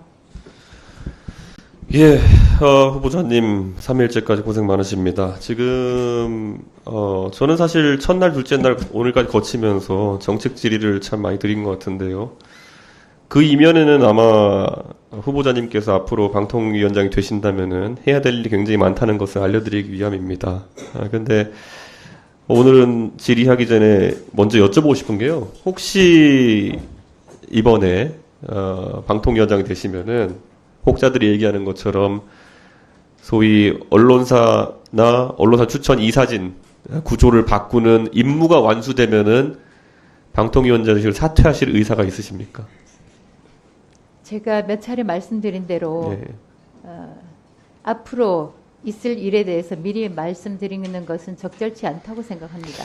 적어도 제가 그래서 후보자님께 부탁드리고 싶은 건 만약에 거치 선택을 해야 될 상황이 오시게 되면은 지금까지 언론인으로서 또 경연을 쌓아오신 명예에 맞게 스스로 판단을 해달라는 부탁을 드리고 싶습니다. 왜냐하면 지금까지 후보자님 앞에 뭐 후보자님의 언론계 선배인 분도 위원장을 지내셨고 그다음에 또 훌륭한 이력을 갖추신 법조인 출신도 위원장 계셨는데 그분들이 물러나시는 과정에서 적어도 제가 국민 한 사람으로서 느꼈던 것은 스스로 거치 선택을 하시지 못했다라는 판단이 들었습니다. 여러 상황이나 이런 것에 의존해가지고 물러나시거나 아니면 들어오시거나 이런 판단들을 다른 사람의 판단에 의존해서 하신 모습을 보이신 것 같아가지고 안타까운데 앞으로 직무를 맡게 되신다면은 끝까지 직무에 충실하셨으면 하는 그런 생각으로 또 정책 질의 하나 드리겠습니다. 사실 지금 여권과 보수 진영 전반에서는 알고리즘에 대한 얘기를 많이 합니다. 포털 뉴스 검색 알고리즘과 그리고 유튜브 추천 알고리즘이라든지 이런 것들에 대해서 고민을 많이 하는 것 같고 어제 그래서 존경하는 박충건 의원님의 알고리즘에 관한 질의에 대해 가지고 이준석 후보자께서는 이걸 살펴보고 어느 정도 개입을 할 의사가 있는 것처럼 이제 말씀하셨습니다. 그런데 또 기업인으로서 본인의 활동을 얘기하실 때는 업무 비밀이라든지 이런 것들을 경영상의 비밀이라는 것들을 언급하시기도 하셨고요. 그래서 본 의원은 이준석 후보자님들의 알고리즘에 대한 생각이 좀 더 구체적으로 궁금합니다. 만약에 이런 공정성 시비가 포털에 대해서 나오게 된다면은 소위 말하는 그 공정성을 확립하기 위해서 적극적인 개입을 이 기업들에게 하실 것인지 궁금합니다. 이 의원님께서는 하시는 질문마다 어려운 질문을 해주셔가지고 참 답변하기가 쉽지는 않습니다. 네. 기업의 자유 경영을 책임 부여를 한다면 가급적이면 간섭이 적은 것이 맞을 것이고 반면에 공적 위중성 예를 들자면 최근에는 유튜브 같은 경우도 이른바 그 어포던스 필터 버블 이런 것들이 있지 않습니까? 해서 여론 사실상의 인위적인 여론 형성도 가능하고 해서 개입을 해야 된다 이런 의견도 있는 것이 사실입니다. 그렇죠. 그렇게 열거해 주셨는데 사실 이거는 경영인을 하셨으니까 상당한 고민일 겁니다. 어제 저희가 MBC 사장이 해임될 수 있는 가능성이나 그런 기업 언론사 경영인의 평가에 대한 부분에서 결국 공정성도 하나의 잣대가 되고 어떨 땐 경영 실적도 성과가 잣대가 됩니다. 근데 보통 공정성 얘기할 때 우리 존경하는 여당 의원님들이 지적하신 거는 양측의 의견을 공정하게 보도해라. 아니면 뭐 이런 것들이잖아요. 근데 예를 들어 작금의 정치적 상황을 봤을 때는 국민들께서 선거 결과나 이런 걸 봤을 때 정부에 대해서 정권에 대해서 좀 더 비판적인 어떤 의견을 많이 가지신 것 같고 그럼 그 기조대로 간다고 하면은 그 수치적 공정성을 무너뜨릴 수밖에 없는 거 아닙니까? 그리고 당연히 기업의 경영 성과에 따라서 나중에 또 경영인이 평가받는다 그러면은 그럼 국민들이 선호하는 그런 뉴스를 내보내야 되는 거 맞지 않습니까? 그러면은 이 알고리즘이라는 것도 네이버든 구글이든 다음이든 어디든 간에 결국은 AI라는 것이 그냥 자기 마음대로 동작하는 게 아닙니다. 무엇에 최적화해라. 수익이냐 공정성이냐 이런 거거든요. 근데 누가 봐도 그 포털이나 유튜브 이런 것들은 수익을 위해 운영되는 기업들인데 그럼 거기서 공정성의 잣대를 들여야 된다? 예. 그게 사실 좀 헷갈리긴 하거든요. 그래서 저는 그래서 작금에 전 오히려 본 의원이 평가하기엔 대통령이 잘하시는 기사가 많이 나갈 것인데 그런 부분이 약하다 보니까 지금 많이 나가는 것이고 이걸 방통위원장으로서 인위적으로 너무 바로잡으시려고 하면은 그게 오히려 뭐 선이었을지 모르겠지만 여론 왜곡으로 될 수 있다. 그런 부분을 유념해 주셨으면 합니다. 말씀 명심하겠습니다. 예, 사실 뭐 제가 그렇게 많은 사람들이 제가 그렇게 감성적인 사람으로 알려진 것 같진 않은데요. 제가 오늘 이거 보면서 참 청문회가 막바지로 가는 상황 속에서 아직까지 저희가 이 3일 동안 청문회 하면서 생각해보지 않은 분야가 있는 것 제가 좀 말씀드리려고 하는데요. 여기 보면 언론인 출신의 동료 의원님도 계시고, 뭐, 당연히 후보자님도 언론인 출신이고, 뭐 다 기자로서 다 훌륭한 그런 삶을 사셨고, 하는 걸 알고 있는데요. 다들 이제 결국 공영방송이라는 그런 특수한 틀 안에서 공정성과 그리고 이런 것들을 논의하고 있는데, 가장 큰 우려는 이건 것 같아요. 제가 지금까지 저도 올해 40대 때까지 살아오면서 사람을 가장 가볍게 다루는 두 개의 직역이 어딘가를 봤더니만요. 국회의원이 보좌진 자르는 게 제일 심해요. 예, 내일 나오지 말라면 나오지 않는 겁니다. 이유도 통보해 줄 필요도 없어요. 예, 그 다음에 방송국에서 프로그램 내릴 때입니다. 예, 하나 내리면은 수많은 작가들과 PD들이 비정규직 젊은 사람들이 날아갑니다. 그런데 이게 사실 뭐 성과가 안 나와가지고 예측 가능한 상황 속에서 한 4번, 5번 더 돌리고 나면은 이제 서서히 우리 프로그램 폐지되겠구나 이렇게 나아가는 경우도 있고요. 정치하는 사람들끼리 그 정치 권력 다툼하다가 사장이나 아니면 이런 사람 찍어내려가지고 잘 나가는 프로그램이 갑자기 날아가는 경우도 있어요. 예, 주변에 너 어느 프로그램 PD야 작가야 이러면은 정말 자랑스럽게 일하다가 왔는데 시청률 잘 나오고 광고 잘 붙는 프로그램인데 좌파 방송이다 해가지고 내려버리는 경우 있거든요. 그러니까 저는 저한테 좌파라고 하는 사람 없을 겁니다. 그런데 그런 거 보면 굉장히 마음 아팠던 생각이 있거든요. 그래서 어제 제가 계속 후보자님께 물었던 겁니다. 이게 진행 과정이나 이런 거 어떻게 생각하시냐. 혹시 이것만 임무로 생각하시고 이거 끝내고 가버리시는 거 아니냐. 그래서 오늘 제가 질의드리고 싶은 거는 이진숙 후보자가 보시기에 지금 우리 방송계에 있는 비정규직이나 아니면은 진짜 젊은 인력들 어떻게 보호하실 겁니까? 사실 그 지적하신 그 이른바 그 작가나 비정규 계약직으로 일하는 분들이 방송 프로그램에는 많습니다. 그걸 저도 처음에 그 용어를 들었을 때는 상당히 낯설다라고 생각했는데 요소시장이라고 그러더라고요. 그것을 비정규직으로 일을 하는 분들인데 말씀하신 대로 하루아침에 프로그램이 폐지되면서 일자리를 잃게 되면 어느 분이 말씀하셨듯이 아마 거의 해고는 살인이다라는 것에 준할 정도의 충격과 고통이 있을 거라고 생각을 합니다. 질문으로 돌아가서 어떻게 보호할 것이냐. 제가 사실 방송통신위원장 후보자로서 구체적으로 제가 답변을 매 건마다 참 드리지 못해서 굉장히 죄송스러운데 저는 이거 다음번 제 질의 순서가 돌아온다 또 물어볼 겁니다. 제가 생각에는 이진숙 후보자라 그러면은 방송사 경험도 많으시고 경영진까지 하셨다 그러면은 다른 사람보다 훨씬 더 이것에 대해서 명확한 답변을 내놓으셔야지 보시는 국민들이 납득할 수 있을 거다 이런 생각하고 이거는 정치적인 질문이 아닙니다. 이거는 아니, 제가 답변을 드리면 예.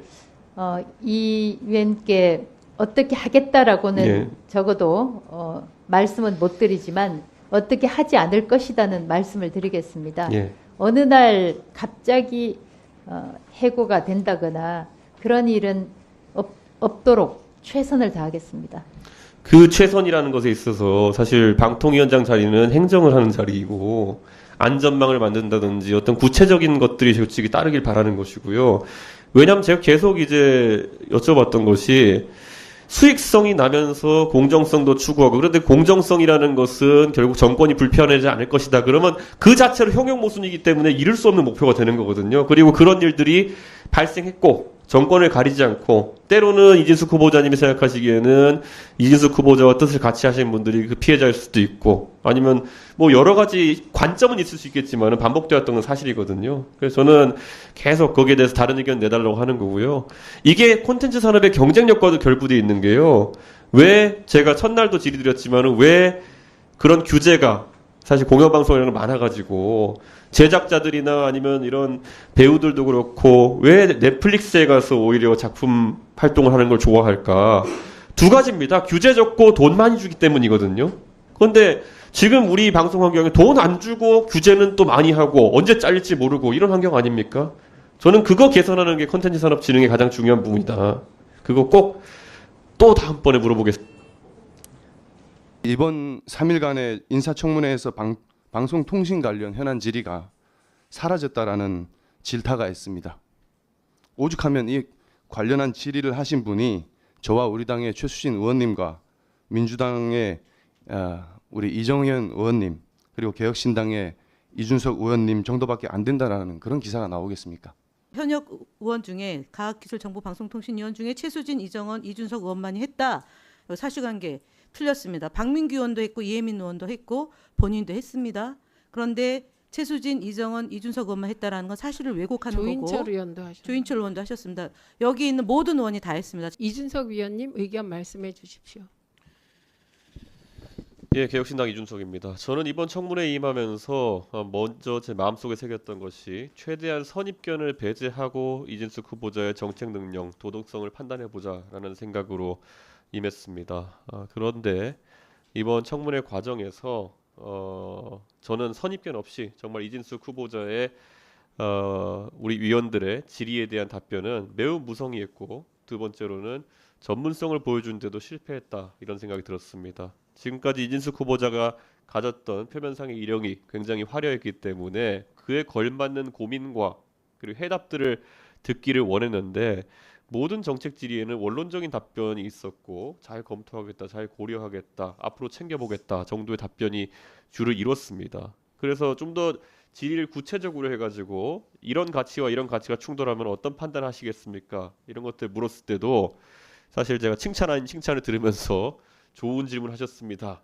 정도의 답변을 들었던 것밖에 기억이 나지 않습니다. 그렇기 때문에 저는 정책적 역량이 후보자의 이력에 비해 가지고 상당히 부실한 부분이 있었다 이런 생각을 하고요. 저는 이런 것이 철학의 부재라는 생각이 들었습니다. 예를 들어서 우리가 구호를 말하긴 쉽습니다. 자유를 말하고 공정을 말하고 상식을 말하고 대통령께서도 많이 얘기하셨지만은 실제 집권하셔서 구현물을 보면은 그 자유, 공정, 상식이라는 것이 보편적으로 통용되는 것과 다른 의미로 대통령께서 받아들이신다는 것이 아닌가 그런 생각을 하는데 마찬가지로 이진숙 후보자가 이야기했던 방송 공정성이나 이런 것들도 무엇을 의미하는지 계속 제가 질의했습니다. 그래서 그 공정이라는 잣대가 과연 기계적으로 뭐 대통령 한 번 옹호하고 한 번 비판하고 이러면 공정한 것인지 어떻게 국민들의 뜻을 따르는 것이 공정한 것인지 이런 것에 대해서 판단을 어떻게 하고 있는지 궁금했는데 전혀 답변하지 않았기 때문에 지금 후보자가 이야기한 공정을 추구하겠다는 말도 어떻게 보면은 지금까지 있었던 뭐 좌파 노조 이런 것들에 대한 이야기한 것으로 봤을 때 결국 본인이 MBC나 아니면 언론인 생활하면서 겪었던 것을 말 그대로 요즘 젊은 세대의 표현은 미러링 해가지고 되갚아주겠다는 그런 의도가 아닌지 정도로 저는 느낄 수밖에 없었습니다. 그렇기 때문에 이런 것은 굉장히 위험한 징후다라고 저는 판단합니다. 그래서 우리 위원회에서 이번에 후보자 검증하면서 물론 국민의힘 의원님들도 많은 정책 질의하시면서 검증했겠지만은 전체적으로 방송의 공정성 확립 그것이 무엇인지 자체도 제대로 이해하지 않고 있는 것으로 보이기 때문에 저는 이진숙 후보자가 굉장히 부적격하다 이런 판단을 하고요. 무엇보다도 경영에 대한 관점도 굉장히 특이했습니다. 우리 위원회에 와서 이진숙 후보자가 계속 강조한 그런 경영인으로서의 대전 MBC 사장으로서의 실적이라고 하는 것은 사실 본인 입장에서는 실적으로 강조했지만 또 제가 마찬가지로 MBC 현 사장인 안영준 사장에 대한 경영 평가를 해달라고 했을 때는 그것이 질이 안 좋은 흑자라는 등의 표현으로 해서 참 모호한 기준을 들이대면서 남을 평가하려고 하는구나 라는 생각을 하게 되었습니다. 그렇기 때문에 저는 실제 지금 방통위원장 후보자가 여러 가지 방통위의 산적한 현안을 다루는 목적보다는 오히려 윤석열 정부가 추구하는 소위 방송 공정화라는 양의 머리를 걸어놓고 추구하는 방송 장악에 가까운 행위를 하기 위해 투입되는 원포인트 릴리프 투수 같은 역할이 아닌가 저는 그런 생각을 하고 있습니다. 그래서 저도 방금 전에 제 옆자리에 계신 이혜민 의원이 여러 가지 정책 질의하시고 현안 질의하신 부분에서 부족함을 느꼈던 것처럼 지금 OTT라든지 아니면 광고 시장이라든지 방송 지능이라든지 지역 방송에 대한 문제라든지 이런 것을 다룰 역량이 없다는 또는 그에 대한 관심이 없다는 판단을 하게 되었습니다. 기억나실 겁니다. 제가 이진숙 후보자가 강조했던 지역 방송 사장으로서의 경력을 상기하면서 지역 방송에 대한 발전 대책이라든지 어떻게 하면 진행할 수 있을지에 대해서 물었는데 그 분야 정도는 그 장기간 사장직을 수행했으면은 평소에 많은 문제의식과 많은 해법을 갖고 왔어야 되는 부분이라고 저는 생각합니다. 그러나 원론적인 답변을 하는 것에 그쳤기 때문에 저는 저희가 MBC 대전 MBC 사장할 때의 그 업무에 대해 가지고는 우리 존경하는 야당의 의원님들 전부 다 법인카드나 어떤 이런 걸로 인해서 검증하셨지만은 저는 그 당시 대전 MBC 사장을 하면서 지방방송, 지역방송에 대한 원론적인 고민들을 많이 하지 않은 흔적 때문에 그 직무조차도 성실하게 하지 않았다라고 판단하는 바입니다. 그렇기 때문에 저는 우리 위원회에서 이런 부족한 점이 있는 부분, 부적격 의견을 충분히 보고서에 담아서 채택하는 것도 고려해봐야 된다 생각하지만은 또 채택하느냐 여부는 우리 위원님들의 다수 의견을 따르도록 하겠습니다. 예, 수고하셨습니다. 특히 누가 보듯이 지금 KBS도 그렇고 방송을 정권을 잡은 측에서는 불편하기 때문에 어떻게든지 본인들에게 유리한 구도를 만들려고 다 해왔습니다. 진보 정권도 해온 거 맞습니다. 그렇지만 지금 정권처럼 이렇게 무도하게 한 적은 없습니다. 정말 아주 폭압적으로 하고 있지 않습니까? 그리고 저는 이진숙 후보자는 미안합니다. 정말로 말이 잘못 나왔어요. 저는 이진숙 후보자는 미안합니다. 정말로 말이 잘못 나왔어요. 정말 부적절하다고 생각합니다. 그리고 청문 보고서 저도 채택해 보고 싶어요. 상식적인 판단으로 여야가 모두 공히 이 정도는 부적격입을 상식적인 기준에서 봤을 때 이 정도는 허용하면 안 된다는 것을 동의해 주신다면 저는 청문 보고서 채택에 동의하겠습니다. 이상입니다. 네, 김영 간사님 5분 드리세요. 최영두 간사님이 그 인사청문회 결과 보고서 채택과 관련해서 하신 말씀이어서 야당 간사로서 저도 입장을 밝혀야 될 거라 생각해서 말씀을 드리겠습니다. 지금 저희 더불어민주당 그다음에 조국혁신당, 개혁신당 야당 위원들 공히 이진숙 후보자는 부적격하다라는 의견인 거로 확인됐습니다. 그래서 이 인사청문회 결과 보고서를 적격 의견과 부적격 의견으로 지금 행정실에서 준비를 해주셨는데요. 정리를 해주셨는데 적격 의견은 앞서 얘기를 하셨고 저희는 부적격 의견이고 그 다음에 그래서 청문 결과 보고서를 보류하는 것으로 의견을 내겠습니다.